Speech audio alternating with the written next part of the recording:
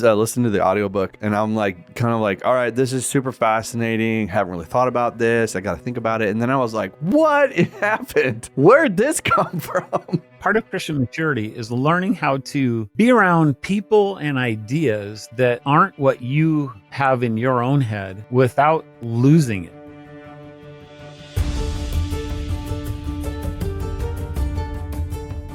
Welcome to Kingdoms Unveiled. Your hosts today are Doug Van Dorn, who's the pastor of the Reformed Baptist Church of Northern Colorado, and I'm Jon Moffitt. I'm the pastor of Grace Reformed Church in Spring Hill, Tennessee. And we're going to jump right into it today. If this is your first time listening to the podcast, Doug and I have been doing a series trying to help people think about the Divine World Council, I don't know why I'm struggling with that. The Divine Council worldview from a Reformed perspective, thinking about the supernatural nature of the Bible. So go back to the first episode and kind of walk along with us. But today, this is probably a little bit more near and dear to your heart, Doug. You've been on this path trying to help people connect their faith from our confession and covenant theology and Calvinism, along with the supernatural nature of the Divine Council, and thinking about it from that perspective. And I know a lot of people are curious about guys like Michael Heiser, who's had a massive impact in your life and in mine. So today it's going to be a conversation about a Reformed perspective of Michael Heiser and his book, The Unseen Realm.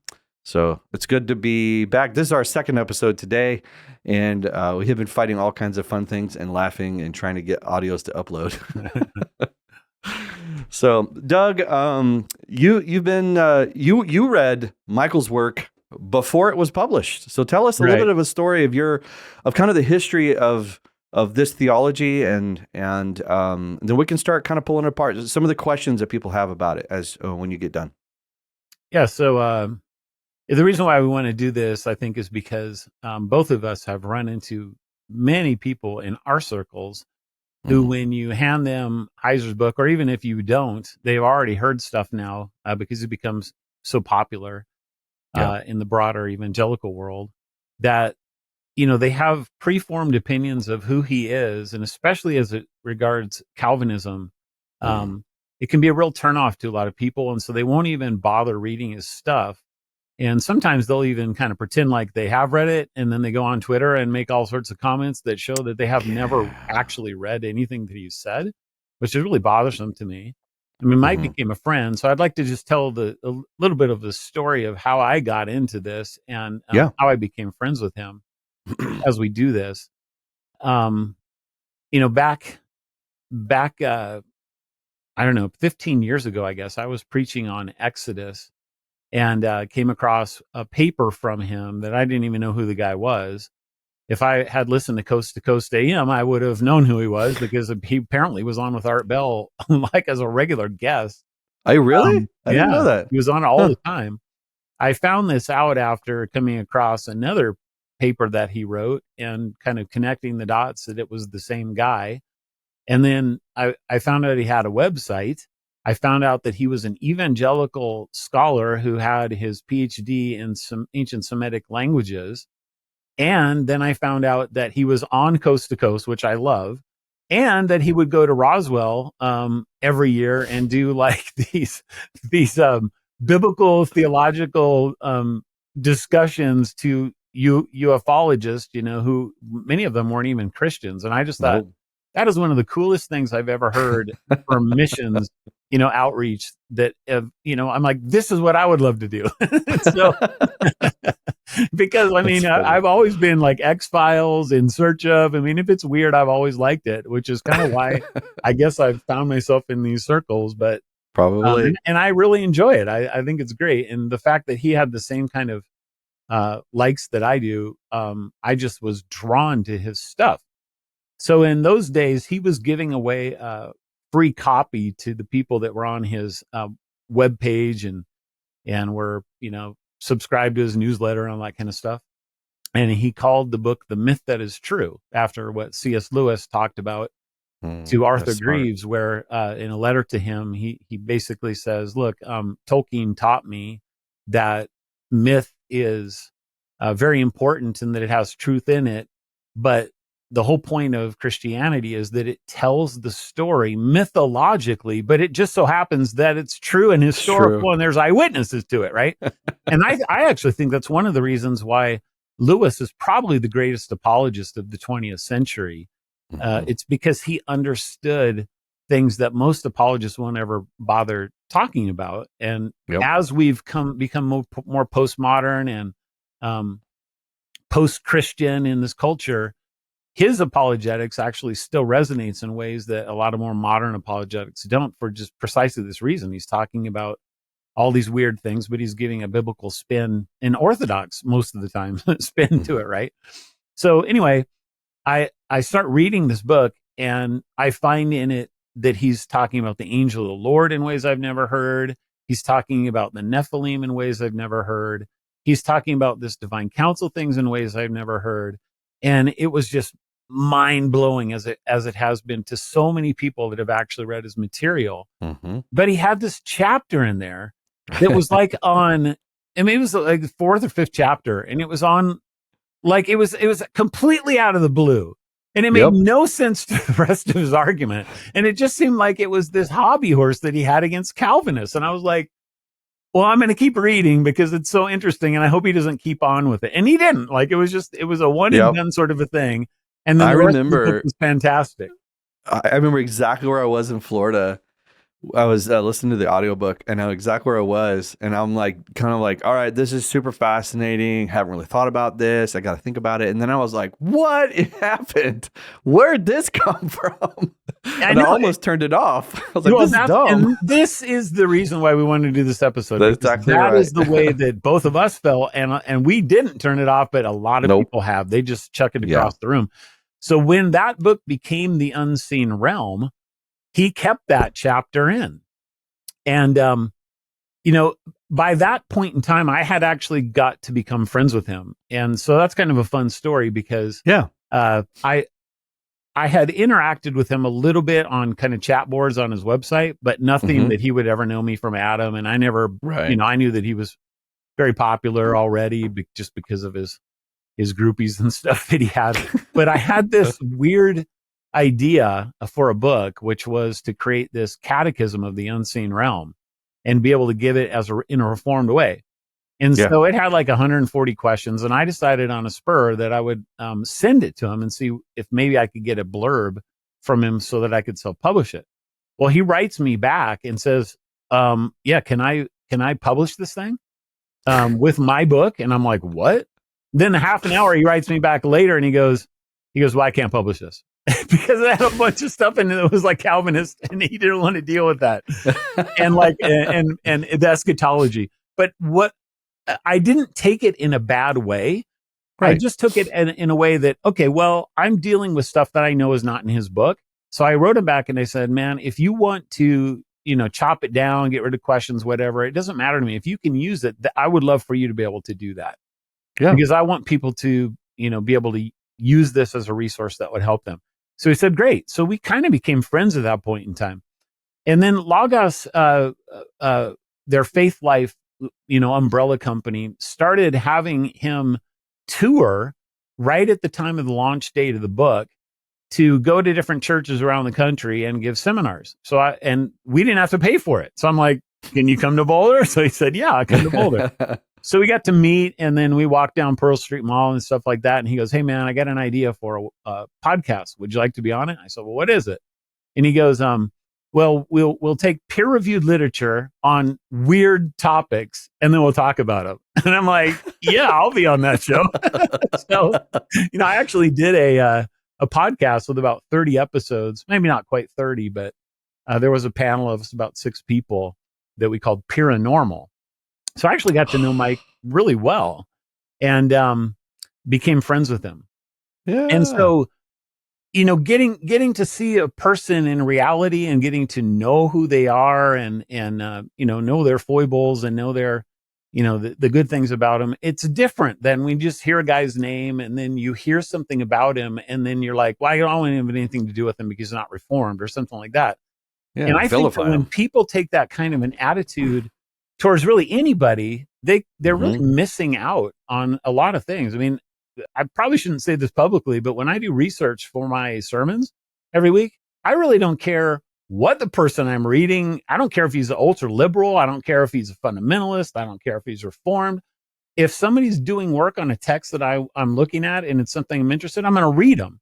And then I'm a big enough boy to be able to figure out if the guy's saying things that is, crazy, not Christian, really good. And so if I feel like there's something that in what I want to do, I can use them, I'll use them.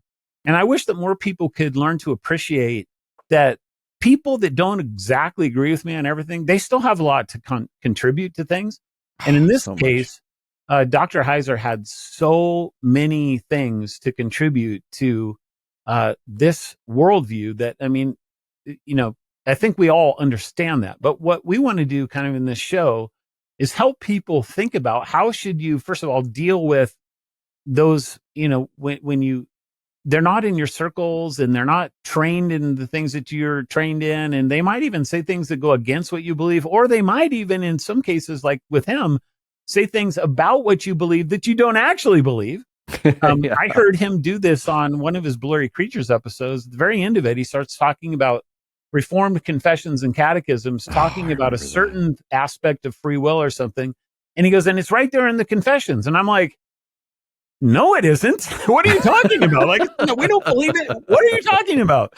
So, what do you do when you when you have that kind of a thing? And then especially when you have in a case like his chapter that has caused so many Reformed people to read it, especially because it's at the beginning of the book and it's not at the end, right? So you haven't really invested yourself. They come to it and they're like, this is ridiculous. I don't want to have anything more to do with it. How should we as Christians respond to that? How should we as Reformed Christians respond to it? And so the particular chapter that we're talking about has to do with something that for the life of me, I think Mike thought that he kind of just got it from the Bible. So last time we were talking about biblicism, and before the show, we were kind of mentioning how, to me, Mike had a kind of a strange thing where when it comes to divine counsel stuff, when it comes to Nephilim, when it comes to that whole supernatural worldview, he was not a biblicist in the slightest. He would go to any text, pseudepigrapha, he'd go to ancient Near Eastern literature. And he cross-referenced the Bible brilliantly. He's a PhD, and that's what he learned, was trained to do. But for whatever reason, when it came to this chapter and exegeting this passage in Samuel about how apparently God, told Samuel one thing, but it didn't come to pass, and he's trying to make explanations of what's going on, and he just only sticks with the text. He doesn't go to any systematics. He doesn't go to any other biblical theology, really. He just is camping in that text. And he thinks that this is kind of his, in the way that he did his podcast, the naked Bible way to come to it, as if anybody can come to any text as this neutral, pristine, objective person who doesn't have presuppositions, right? That's just not a possibility. I get the point of the naked Bible, which is that you really want to read the Bible in its unfiltered historical context. But we are all prone to, especially when we have a hobby horse, which clearly he did on this particular issue, to make it say something and think that we're, being creative or whatever and getting out of it and really having good answers. But the reality is he was actually just giving a view of free will and predestination that has been around for a very long time. He never even bothered to realize the church history had already dealt with us. Yeah, exactly. So why don't you tell us a little bit about what that view is and how it's different from a typical Reformed view on predestination free will? Yeah, for sure. And I'll even, to Mike's own defense, as you were saying, he realized he had presupposed upon Psalm 82 an interpretation, and then realized when someone brought it to him, he's like, wait a minute, I'm bringing something into the text. And so thankfully, Mike set aside his seminary training and presuppositions and allowed the text to kind of force him to deal with it. But there are certain things, and I had a mentor tell me, and this is why I've tried to be very open with my theology and allow the text to force me to rethink things, but we all have blind spots. I think R.C. Sproul used to say this all the time too, but we all have blind spots where we don't understand, where we can't see the text as it was originally designed to be read. We just want to pray that those aren't the heretical sides of our blind spots. But yeah, I think that Heiser was wrestling with, he totally believed in the sovereignty of God and would teach that. But he ended up holding what's called a Molinistic view of Scripture, in which it's very old in nature. And the idea of it is he's trying to wrestle with the free will of man. I'm not going to get into the technical side of it. If you want to look up Molinism, you can. But we'll kind of give you in its practical nature. He was wrestling with the free will of man and the implications of the decisions that are made and the ultimate decree of God and the will of God and the sovereignty of God, that what God determined was going to be fulfilled. And there's a Reformed, and I think biblical answer to that. We're going to get to that here in a minute. But what ends up happening is you hear things like this, where God looks at, because of his capacity and his power, God looks at every possible outcome that there could ever be, right? All the decisions of men. I mean, if you, there's so many, I'm not going to sidetrack. So any possibility that could be, and God looks at all of them and ends up choosing the one that best, that with the best outcome, that has the best opportunity. And that's kind of a crass way of describing it, but God is allowing the freedom of man and their choices, and he is not going to turn us into robots. And so not only are we free in our decisions, but we're also free in our salvation. And so the way in which I've heard it described to me and read about it is that God chose the world, the possibility of the world. So he looked forward in time after looking at all the possibilities that every human being could ever make, and he ended up choosing the one that could save the most people. So it really takes it off of him as if, he's saving some and not others. He's looking at the possibility of a world where the most people get saved. Is that a fair definition? I think that's pretty good.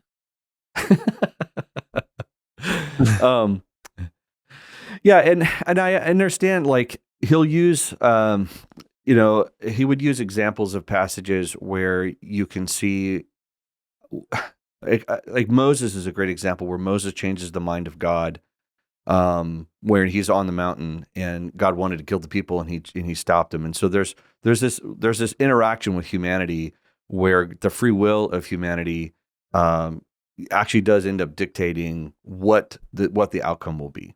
Well, I think there's a little more going on there. It's Sure. The idea that the future hasn't actually been predestined or ordained.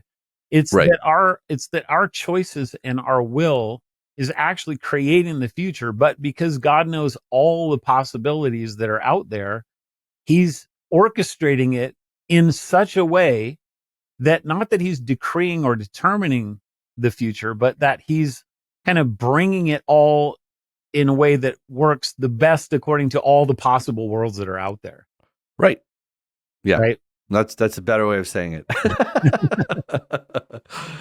Right. And I understand the pressure relief that causes, right? It's almost like you set up these children to, like, hey, you're free to go do whatever you want, but you kind of guide and direct them to make sure that they're going to make their own decisions, but we're going to guide and direct them to come out with the best decision.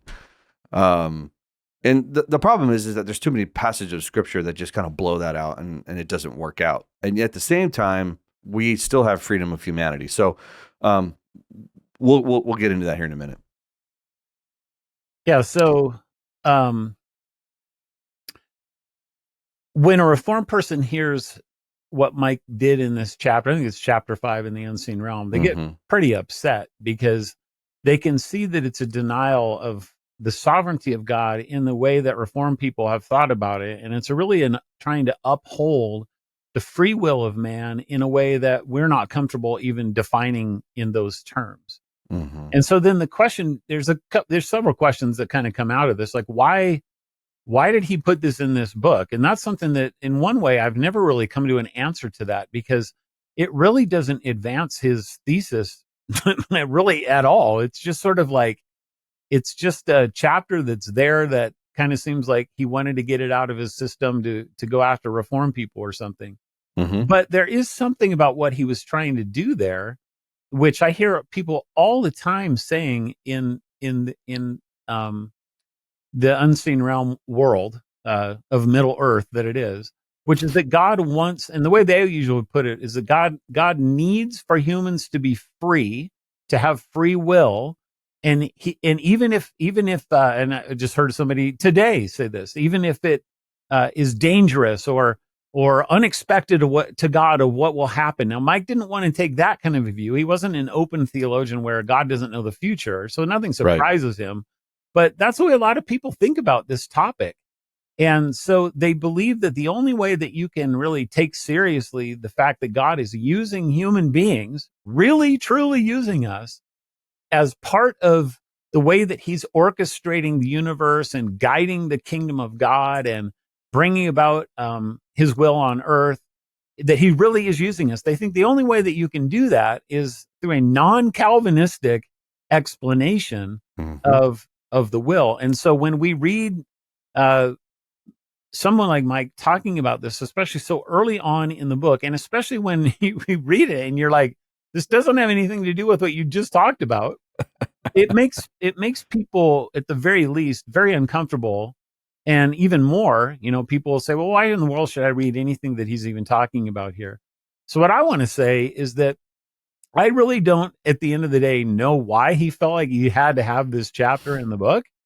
But I also know that like I said earlier, I'm a big enough boy to be able to go, I disagree with that. And I really disagree with that. And that's okay. I can keep reading and see if what he's saying about the rest of the stuff is actually going to make sense or not. I mean, to your point, it is not foundational to the argument of his book. Not in the slightest. No. And if it was, then it would be like, all right, well, I'm not sure how valuable this book's going to be because the premise is off. It's really just kind of like a hobby horse that kind of popped in out of nowhere. And I do remember I was like, this is so random. I remember when first time I was on the phone with you, I asked you about the chapter. I was like, that is the most random chapter. Why is it in there? I think most of us say this about it. And so it's like, so your choice is, well, you can just hang up the book, sell it, burn it, and hope it doesn't squeal when you do it. Or you can keep reading it and you can trying to actually come to grips with the things that he's saying in there. And there are so many of them that aren't in conflict with anything that we believe as Reformed people at all. That will help expand your worldview. So, I think it's just important for people to know that it is possible as a Reformed Christian to read a chapter like that and not come away going, I have to believe that, or he's going to brainwash me, or it's dangerous for me to read this. You need to be fairly comfortable with where you're at personally in terms of how you're thinking about the freedom of the will and the sovereignty of God. And we'll get into that here in a second, just kind of an overview of how we would explain these things. But know that there is a kernel there that he's trying to get at, which is that God really is using human beings. And is there a way that we can make sense of that without having to get just so angry that we can't control ourselves and then never have a good thing to say about him for the rest of our life? Yeah. I think that from when I listened to Mike, it sounded like he may have had some pretty bad opposition from the Reform world and through his experience. I've had the same feeling. Yeah, and I think it kind of jaded him. And to be frank, you and I both have had bad experiences in the Reform world as well, and it jades us at times. We're like, what do you do? Do you just say, okay, so there's some bad eggs in the Reform community, or there's some good eggs that have really bad arguments or have treated you poorly, and so therefore I don't want to have anything to do with it? My view has always been, I want to know what truth is. I don't care who it is that's telling me the truth. If it's truth, it's God's truth. And if there's something in it that's not true, I want to be able to be discerning of what that is. And I want, I pray that God would lead me and direct me in a way that would make the most sense to me of how he's revealed himself in the scripture. But I want to know what truth is. I mean, it doesn't matter to me if somebody has committed a logical fallacy or they've done some immoral act in the way that they've treated me. I mean, it does matter. It hurts and stuff like that. But, but at the end of the day, what's more important for me to just have my ego bruised or to be, wanting to seek revenge or something, or to want to get at the truth? I'll give you an example. You and I have a great affection for the Christian institutions by Institution of the Christian by Calvin. Yeah. And in his third installment of that, his third printing of that, man, his view on baptism, like he decided to go out behind the woodshed and just throw a fit. And you just read that, and even my Presbyterian brothers at times find themselves a little uncomfortable reading it because it's like, whoa, man, some of these arguments are a little wild. And, Dewey's like, well, because that guy lost it and he's wrote this weird stuff and we're Baptists, we're going to throw that out. And I think you're going to be amiss. There's some golden gems in there that are really helpful and beneficial and has helped the church for many, many years. And I would say the same thing about Luther. I mean, listen, there's more, I think, that is concerning with Luther than there is Heiser at times, man. Let's just be frank. Because there are times you're like, whoa, what did he just say? So I love what you're saying in that we have to learn. I know it's the whole adage, eat the meat and spit out the bones. But I think it's more learning. You probably get this this question a lot, Doug. Can you recommend a commentary for me that has a Reformed view or a law gospel view? That's what people want to do. They want you to give them something that's going to give them what they already agree with. Well, you already have yourself, so why don't you just sit down and read the Bible yourself? And there you go. There's your commentary. It's what you say. Like, right. I don't even agree with myself all the time, Jon. So if how am I supposed to deal with somebody if I have to throw them across the room because I found something that I really disagree with? Man, I'm going to have to be throwing myself across the room and giving myself concussions all the time because I change my mind on things and I'm not consistent in everything that I believe. And that's right. No, that's good. So hopefully this is an argument for those of you that, maybe saw the title of the episode and you weren't quite sure. What we're trying to help you do is not only just read Heiser, but also just think through that we need to learn how to read broadly. Yeah. Christian maturity. I believe part of Christian maturity is learning how to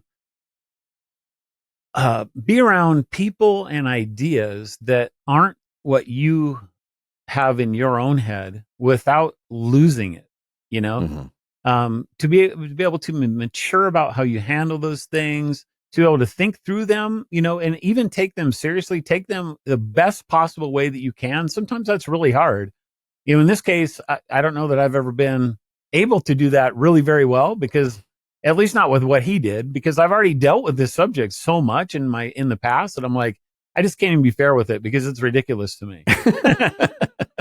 I should try and be a little bit more generous with it, but I feel like it's just wrong. I feel like I have good reasons why I think it's wrong. You said the same thing. Like, you were into Molinism for a long time. You really thought through this, and it's like, so we want people to be able to become more mature. We in the way that they're handling things ethically, inside their own hearts as they're dealing with people that they disagree with. Like, those are things that a lot of times Christians don't, and Reformed people, we can be pretty bad at it too. Like, it matters to God how we respond to people that we don't agree with. To be frank, both, and I've heard your testimony on this, Doug, we both at one point even tried to become even Paedo-Baptist in our understanding of baptism. And it is reading resources, hearing through all the arguments, and then what do we always say? We're confessionalists, man. We're always going to go back to the Bible as our ultimate authority, but we need to read through. I love reading through a person who's really thought through, male or female, who's really thought through an argument, looked at all the resources, and has provided like a concise, really good explanation. Even if I don't agree with it, I learn more about my position because I can see all of the holes that it needs to be filled up. And so this is all that we're trying to argue for, is that we're not telling you have to agree with Mike on everything that he's saying, but Mike is definitely shooting holes in our theology, and we need to, and a lot of them, I agree with it until we get to this position. So there's a little bit more than this. I mean, he had some issues with original sin and stuff like that make people uncomfortable too. And so it's not just like there's one thing, but no. And I think Mike in many ways was processing his theology, and because he was unwilling to use confessions and creeds as much as you and I would, I think that he kind of ran off the rails a couple of times where he didn't need to. But that doesn't mean the body of his work isn't helpful. Right. And that he was as a man that loved God. Exactly. I'd hate to know what I used to believe when I was first coming out of college, man. I know what I believed about Calvinism, and I've very much changed my mind about that. When I went from kind of a basic default Arminian into the Calvinist worldview, man, I became super hyper Calvinist, and I thought it was Oh, right. And yeah. I didn't have anybody to train me in it. Yep. And it was really through AOL chat rooms back in the day, and meeting some people there that kind of set me a little bit different. It was very hard for me to rethink something that I'd already thought through.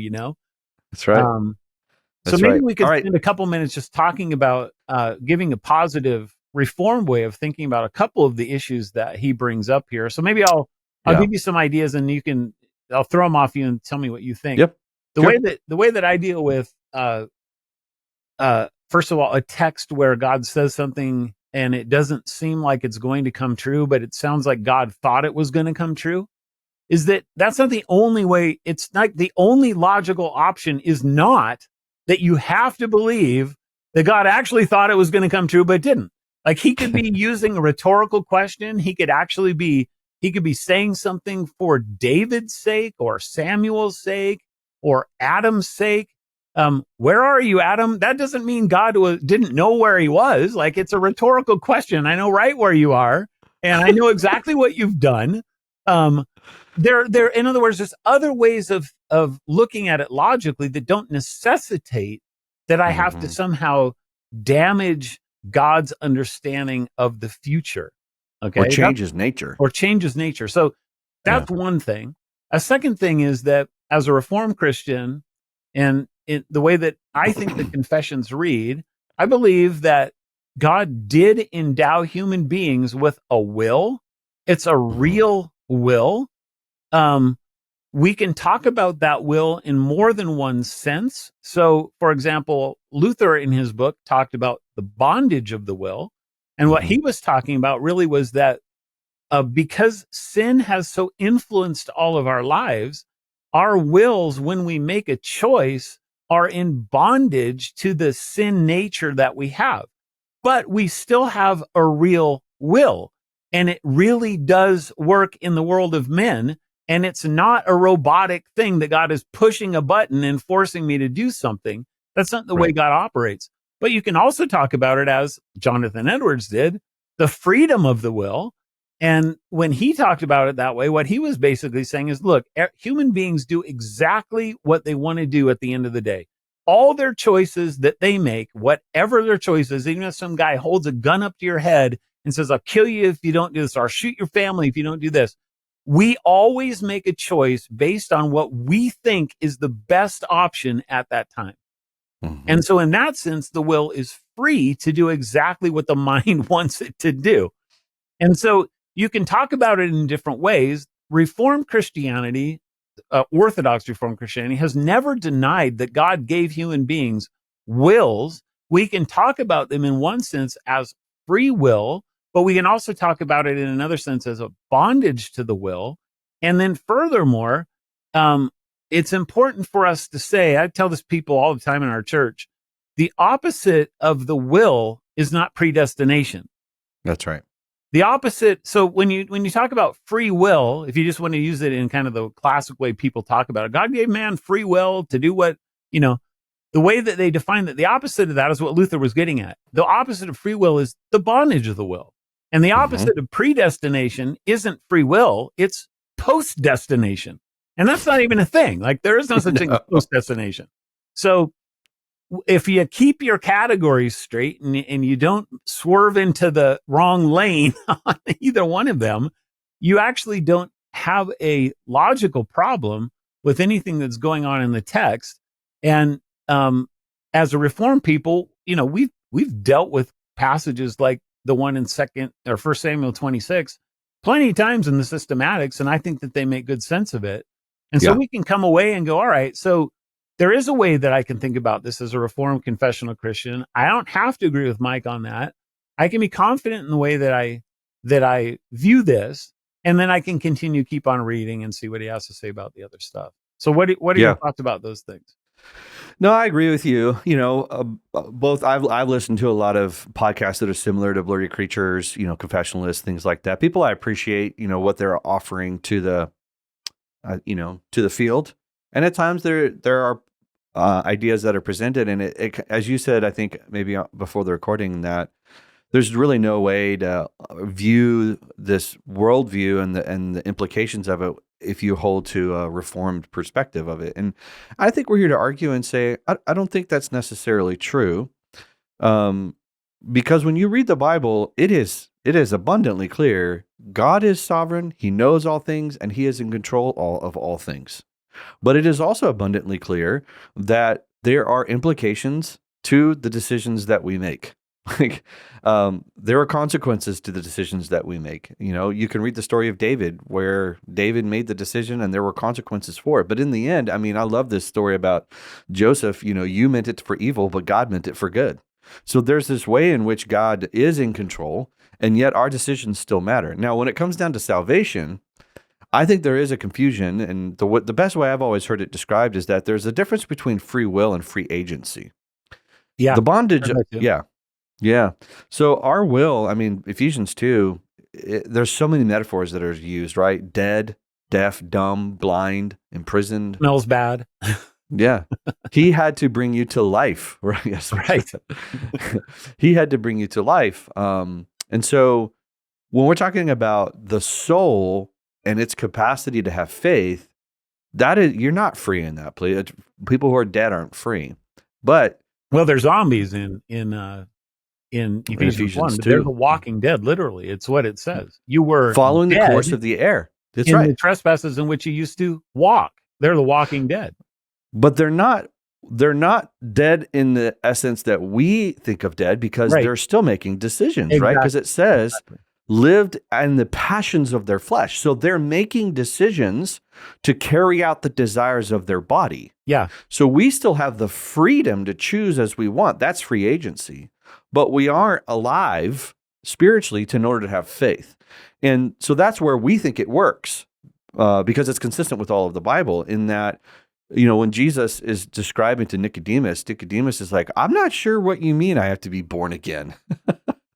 It's like, how am I to re-enter the mother's womb? He's thinking on a spiritual level, and he says, look, this is supernatural. You should know this, being that you're a teacher. You know the Old Testament. You should know what I'm saying, but you don't.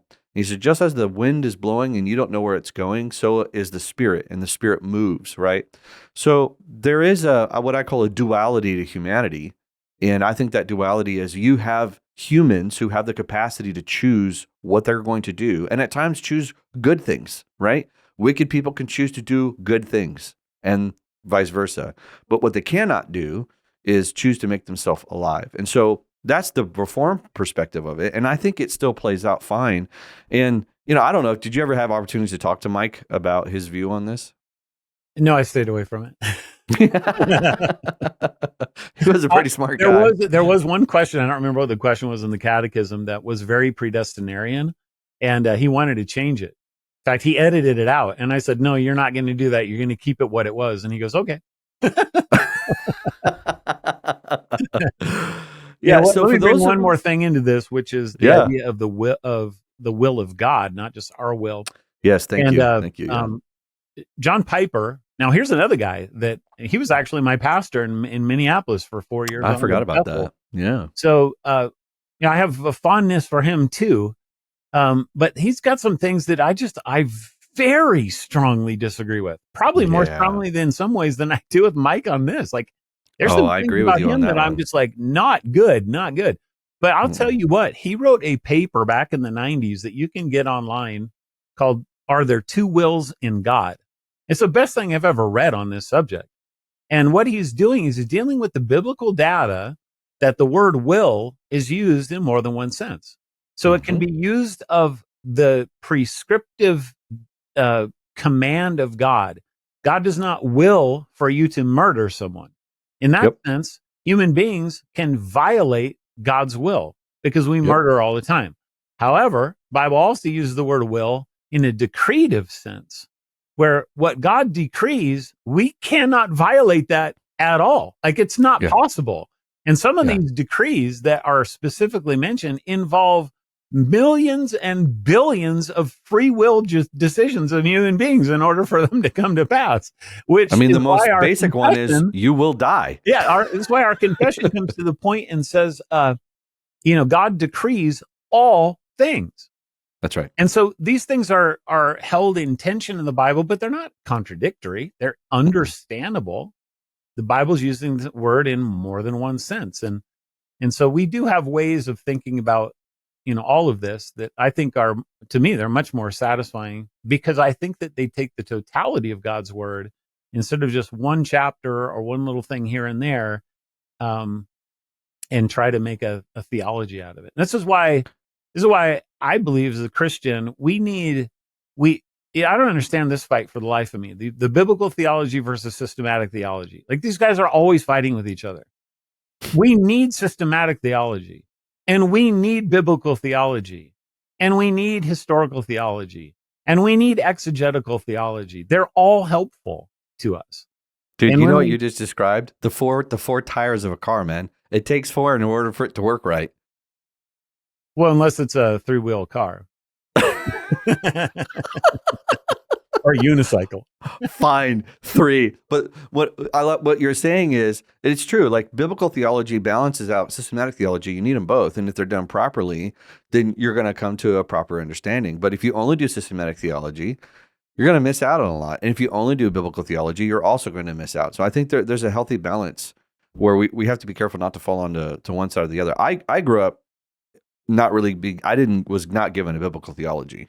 And I was given a very poor systematic I think that's theology. when most of us were, yeah. Poor systematic, no biblical. Mm-hmm.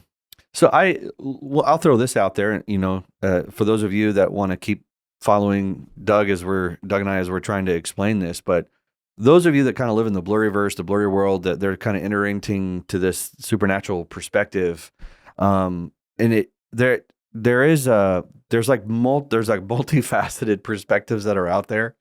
And I'm always fascinated to listen to them.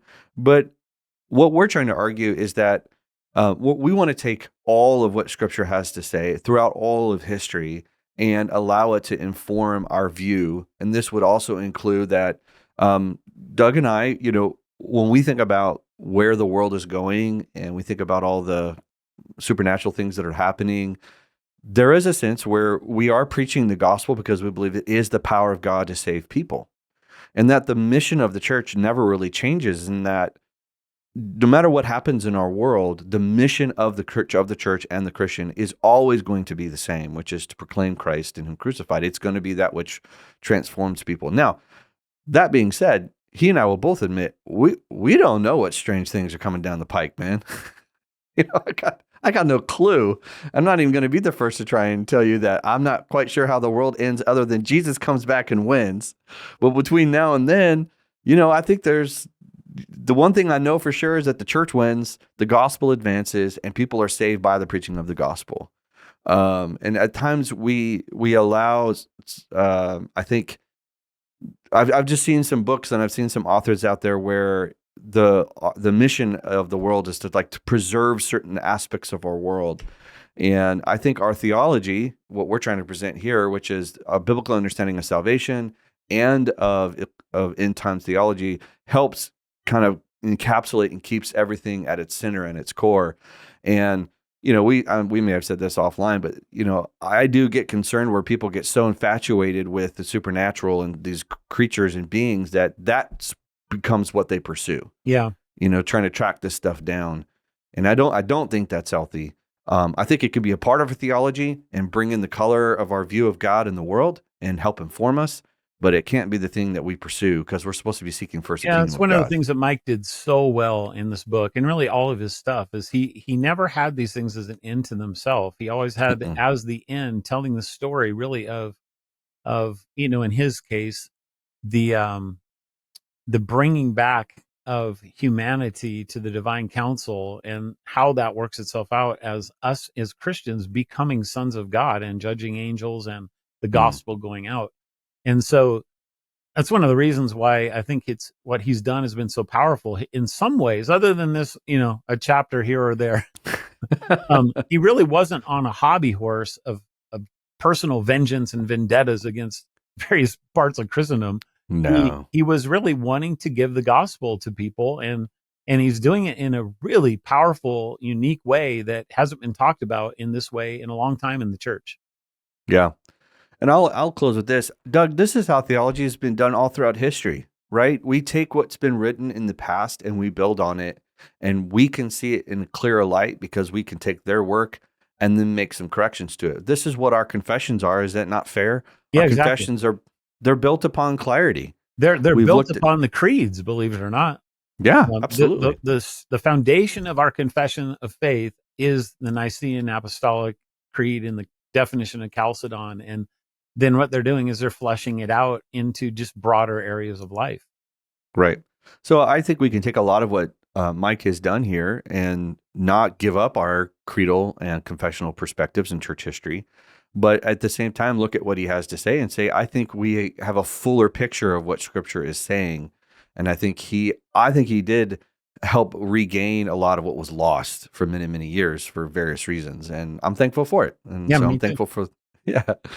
Well, that is the Reformed perspective of Michael Heiser in the unseen realm. I think it was gracious and kind and what it should always be. I don't think the guy was a heretic. Let's just say it that way. And I think he has a lot of worthy things to read. And I've been thoroughly blessed by all of his work. I've read all of his works. And I think that I would encourage people to read them as you would read anything. Use discernment and wisdom. So, all right, brother. Well, that was a longer one, but I think it was good. I think it's going to be helpful. Hopefully, those of you who are Reformed will take to heart some of the stuff that Doug and I have to say, and maybe be a little bit more gracious in how we're handling this going forward. Not telling you to embrace everything, but just maybe No, not at be a all. little bit more gracious. Yep. Yeah, we admit there are problems. So, all right, we will hopefully see you around the throne of our King. But if not, we'll have another episode for you, Lord willing, next week. We'll see you then.